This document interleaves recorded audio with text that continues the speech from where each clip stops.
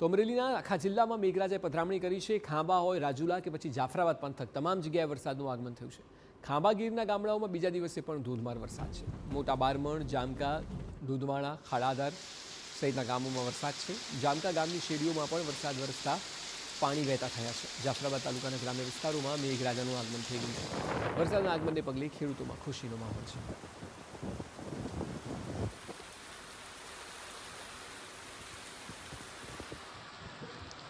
જાફરાબાદમાં પણ મેઘરાજાએ તોફાની બેટિંગ કરી ગ્રામ્ય વિસ્તારોમાં ધોધમાર વરસાદનું આગમન છે। પાટી, માણસા, જામખા સહિતના ગામોમાં વરસાદ છે। નાગેશ્રી, મીઠાપુર, સરોવડા સહિતના ગામોમાં વરસાદ વરસ્યો છે।